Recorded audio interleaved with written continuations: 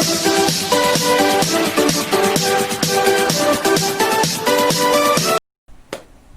My dear students, मेरा नाम अलीशा है and welcome to success blueprints. Okay, तो लास्ट सेशन में मैंने आपको अपने बारे में बताया था और इस चैनल के बारे में थोड़ा सा इंट्रोडक्शन दिया था। आज के सेशन में जो हमारा टॉपिक है that is introduction to MPPSC. आज के सेशन में हम वो हर चीज पे फोकस करेंगे जो हमें एग्जाम पॉइंट ऑफ व्यू से एमपीपीएससी के बारे में पता होना चाहिए। तो आज का सेशन बहुत ही इंफॉर्मेटिव होने वाला है एंड स्पेशली फॉर बिगिनर्स के लिए बहुत इंपॉर्टेंट होने वाला है। So without wasting any time let's get started. Okay, तो चलो let's start the session for today. Okay, आज का जो हमारा सेशन है इसमें हम देखेंगे कि व्हाट एक्चुअली इज एमपीपीएससी। इसके अलावा हम देखेंगे कि क्या एग्ज़ाम पैटर्न होता है जिसके बेसिस पे हम एमपीपीएससी में सिलेक्ट होते हैं, क्या एलिजिबिलिटी क्राइटेरिया है, what is the age limit of MPPSC and कौन सी ऐसी पोजीशंस हैं जो हमें मिलती हैं once we are selected. Apart from that हम आज थोड़ा सा डिस्कशन आपके सिलेबस पे भी करेंगे, बिकॉज अगर आप देखने जाते हो तो syllabus is the most important part of any exams preparation. क्योंकि जब आपको सिलेबस के बारे में टोटल नॉलेज होता है only then you are able to prepare better. So let's start with understanding कि एमपीपीएससी है क्या। तो एमपीपीएससी बेसिकली एक एजेंसी है which belongs to Madhya Pradesh state government and ये जो एजेंसी है ये कंडक्ट कराती है आपके सिविल सर्विसेज एग्जामिनेशन जो होते हैं स्टेट लेवल पे। That is Madhya Pradesh public service commission जो है वो मध्य प्रदेश के स्टेट सिविल सर्विसेज एग्ज़ाम्स को कंडक्ट कराता है। ठीक है, अब इसमें हमारा क्या होता है, जो एडमिनिस्ट्रेटिव पोजीशंस होती हैं, जो एडमिनिस्ट्रेटिव पोस्ट होती हैं स्टेट में दैट इज़ एमपी में, उनके लिए एग्ज़ाम जो है वो कंडक्ट कराया जाता है।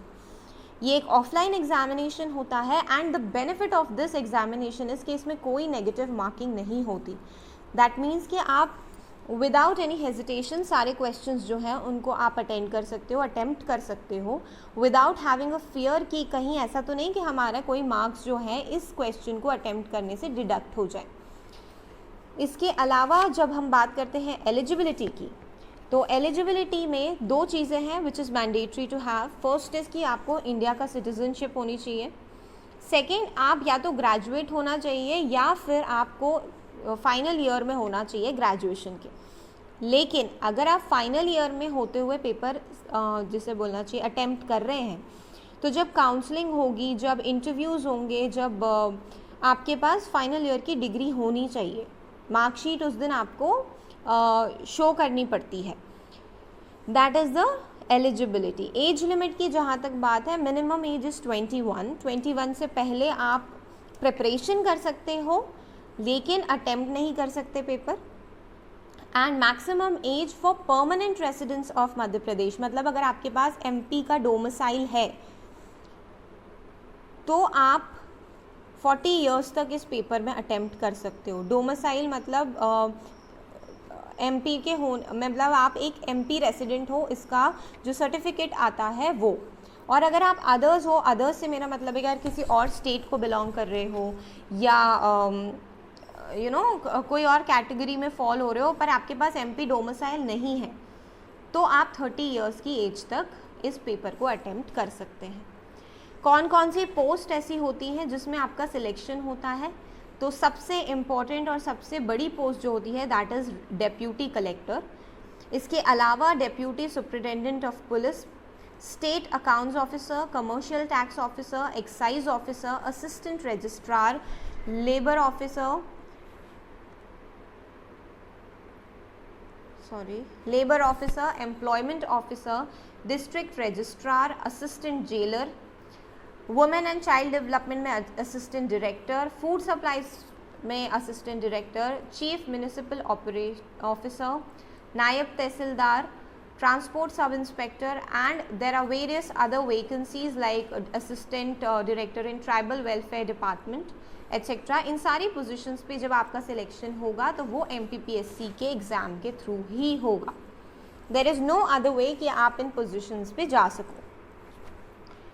ठीक है, अब एग्ज़ाम का क्या पैटर्न है। तो एग्ज़ाम जो है वो 3 फेजेस में होता है। पहला होता है प्रिलिमिनरी एग्जामिनेशन, देन होता है मेंस एग्जामिनेशन एंड थर्ड होता है आपका इंटरव्यू।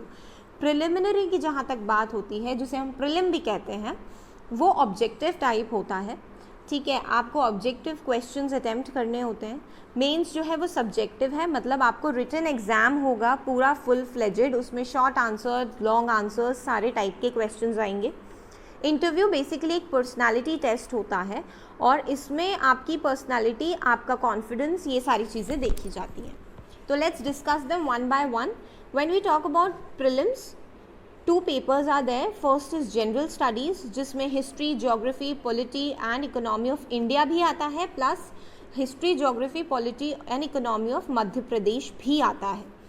इसके अलावा करंट अफेयर्स होंगे। जनरल साइंस होता है, जनरल साइंस से मतलब है आपका 10th क्लास तक का साइंस अगर आप पढ़ लेते हैं तो that is enough for you to attempt this paper. इसके अलावा स्पोर्ट्स की चीज़ें आती हैं, ICT मतलब इंफॉर्मेशन कम्युनिकेशन एंड टेक्नोलॉजी आता है।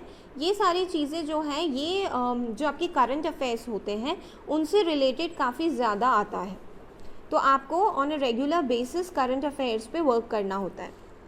इसके अलावा होता है पेपर नंबर 2।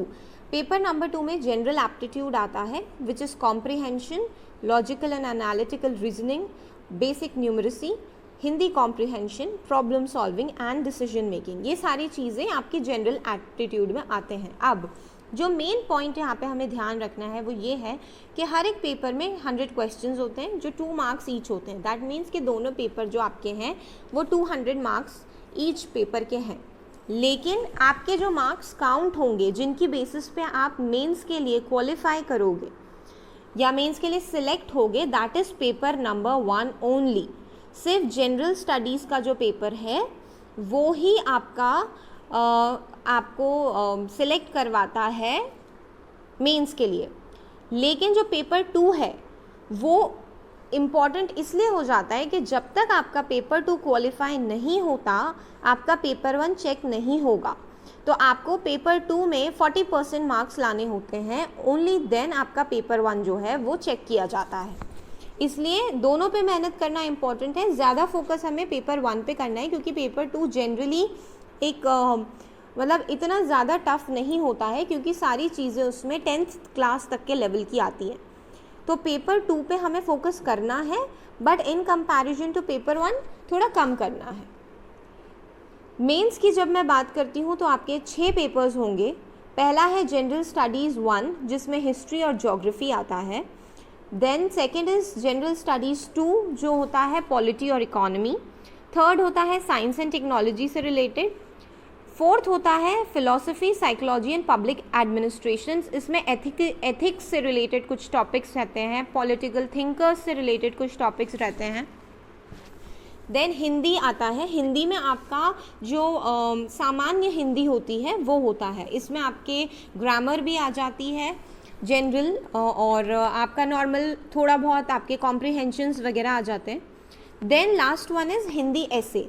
इसमें आपको टॉपिक्स दिए जाते हैं, इसमें आपके टॉपिक्स जो हैं वो दिए जाते हैं और इन टॉपिक्स के बेसिस पे आपको जो आपकी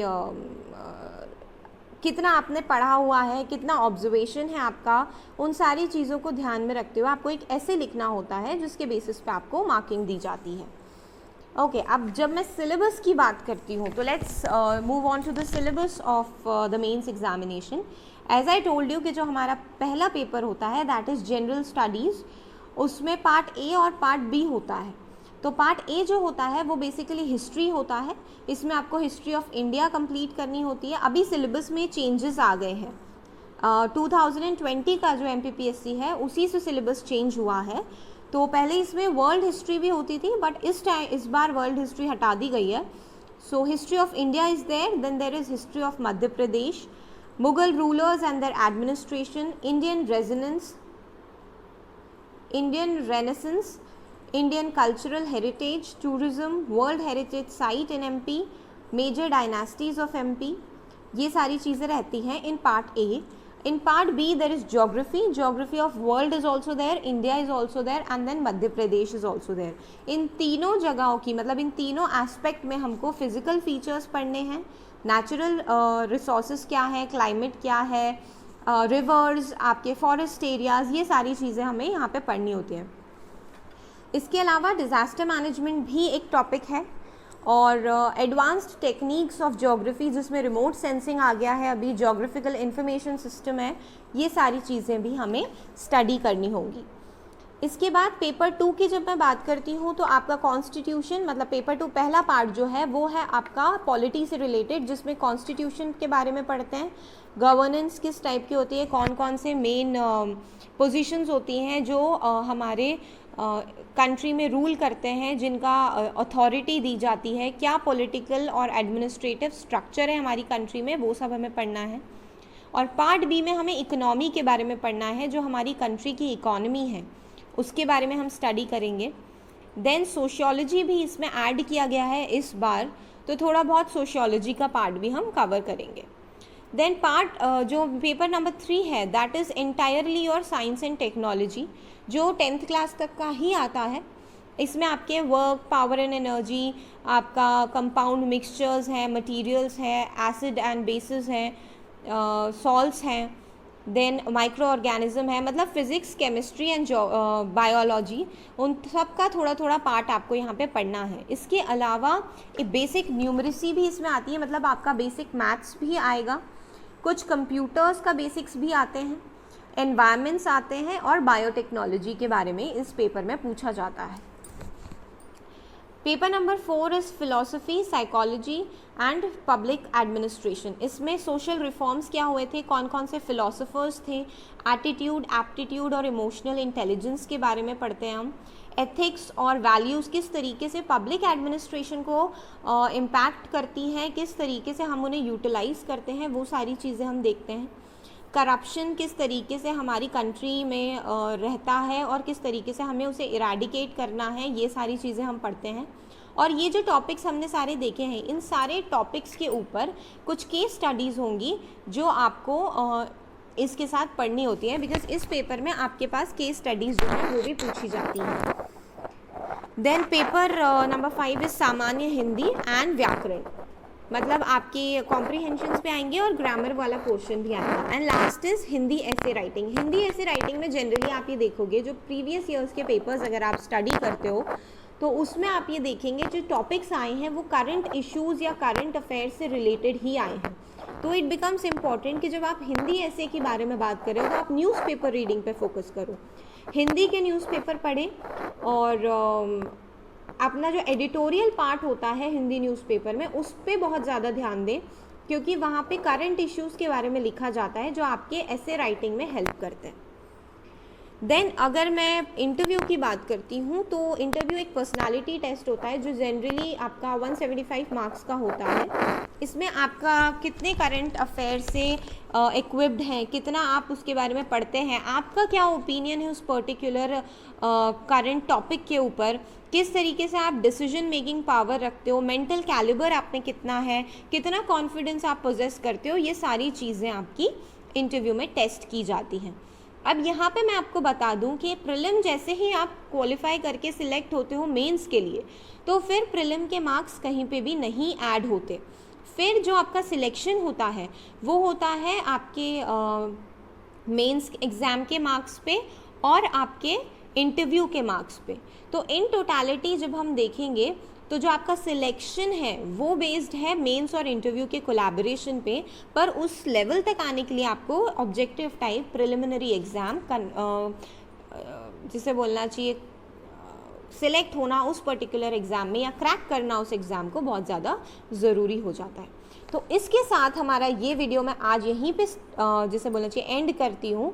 एंड आई होप कि आपको वीडियो पसंद आया होगा। एंड मैंने सारी जितना इम्पोर्टेंट एक एग्ज़ाम पॉइंट ऑफ व्यू से MPPSC है आपके लिए, उस सारे चीज़ों को इस पर्टिकुलर वीडियो में कवर करने की कोशिश की है। आई होप कि आपको ये वीडियो अच्छा लगा। Please do like, share and subscribe my channel. And in the next video हम फुल फ्लेजेड तैयारी शुरू करने वाले हैं। So gear up my dear students. And next class में we will be doing introduction to Madhya Pradesh.